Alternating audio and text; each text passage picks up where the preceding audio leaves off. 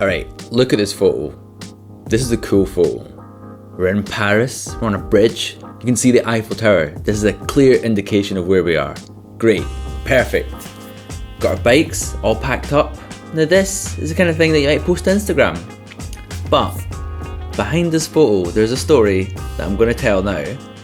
Because what you don't know is that even though I look happy and excited and smug, maybe even, I'm about to shit myself. Welcome back to YAM'S World.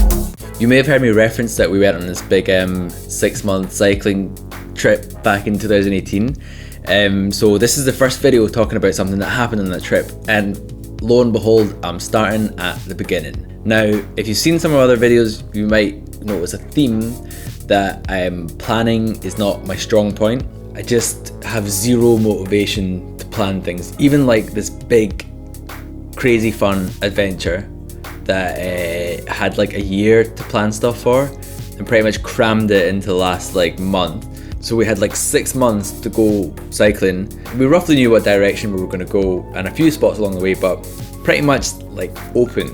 So the main stress before going on the trip was like kit, getting the bikes ready, the sort of travel to Paris via trains and then the Eurostar. All that stuff was like stressful. And also moving out of our flat into my dad's house, just like all those things. We had like 10 days to do that. Obviously I thought we were like prepared, and we just like were not. So pre-trip, getting to that point where we left was like not fun. However, we were about to go on this big 6-month adventure, so you know, it was gonna be fine, and I knew that. As I said, we were staying at my dad's house, and a few nights before we left, he came with a dinner. Now, he wasn't particularly pleased about that we were going on this trip. I think he was worried, as you know, a parent would be. And so he served us up 4 oysters.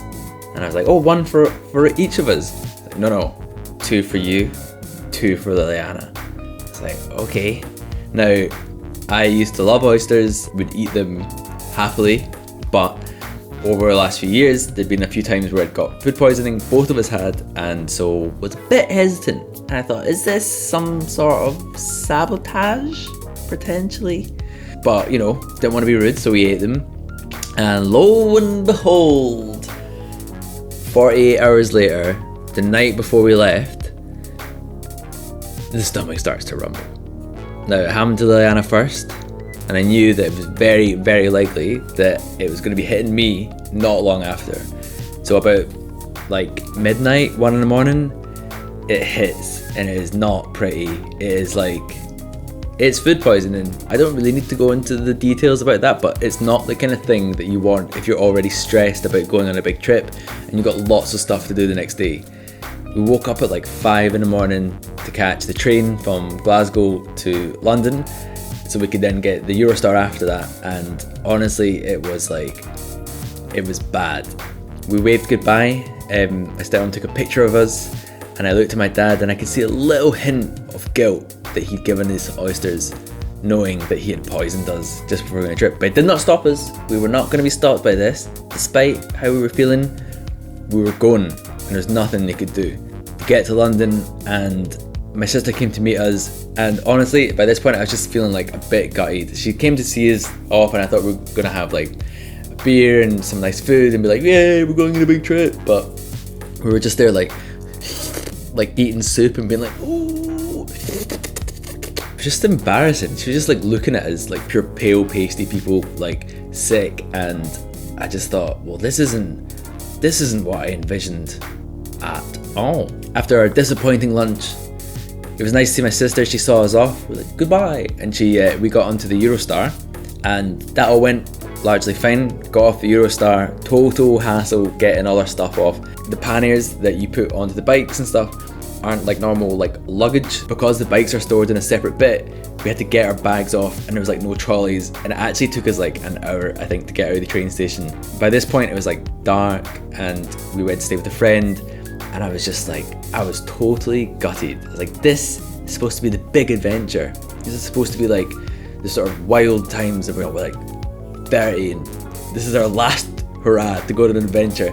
I'd been like so excited about this for a long time, and there we were like eating like rice and potatoes in the first night. We've been like just like in pain and being like miserable. That night honestly just was like pretty gutted about the whole situation, but I knew we'd get better and stuff. But yeah, not how I wanted to start the trip.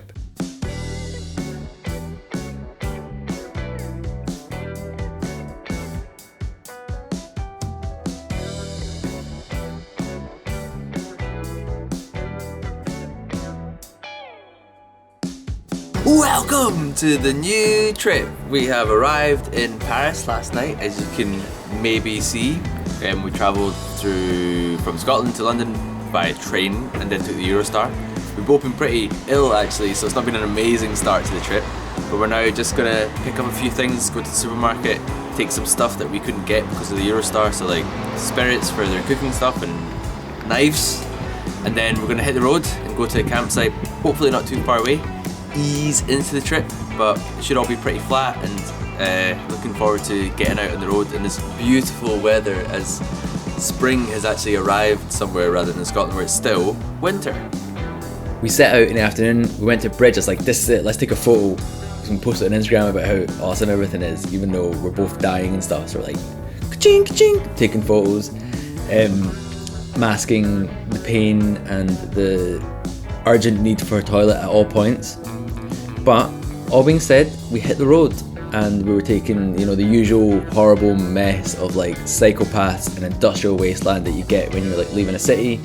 And we're going along, the stomach starts to rumble, right? You know what I'm saying? And when you're on the road, toilets and stuff like that, it's not easy. And I was determined I wasn't just gonna go in the bushes, but I had some like serious gas as I'm cycling, which is uncomfortable just because you're cycling along and it's getting worse and worse, and it's like I just need to let one go, but I'm afraid that if I do, I'm going to shit myself. And as much as we'd had some like not a great start to the trip, I felt like doing that on the first day cycling would be worse than what had come so far, and so I held it in and I kept going, and it got worse and worse, and then I was in pain, and I was like cycling up hills, and I was just like like sweating, like oh my god, I'm actually going to die. And because the feeling was like more and more intense, I was like, I'm definitely going to shit myself if I fart, like I'm definitely going to do that, and I can, and I won't let it happen, but something needs to happen. So obviously there was no cafes or anything like that, everything was shut, and I was like starting to panic a little bit. But luckily we'd chosen a place that wasn't too far. So the first day we cycled about 50 kilometers, which is like a nice easing into the trip amount of time, or like it's not too far to cycle, and it was pretty flat and stuff. So yeah, not too far. But we get to the campsite, and I'm like, as soon as we get there, I'm like, oh my god, like where's the toilet? What are we doing? Where's the campsite? And it's like a farm and stuff, and I'm like what's going on? And it's like, Lily, like look for the people. Where are the people? There's like nobody there. In fact, there was one girl just on a horse, like kicking about, but we just ignored her, and we're like looking around. So Lily phones the campsite, and she's like, hello, where are you? Where's the campsite? And the guy was like, I'm in Holland. The camping season doesn't start till like next month because it's like early April, so you're too early. And we were like, she's like, I'm like this, like pure dying. And the guy was like, it's fine, you can choose the campsite, there'll be no one there, don't worry about it, you don't need to pay and stuff, leave it nice and tidy. And actually the toilet and the kitchen blocks and stuff were open, and I'm like, where is it? And it's like getting like so bad. So I go around the corner, we see the spot, and like there's the building, like roll down the bike, all our stuff, like run in, and I let off the biggest, loudest fart I've ever done in my life. And it was the greatest sense of relief.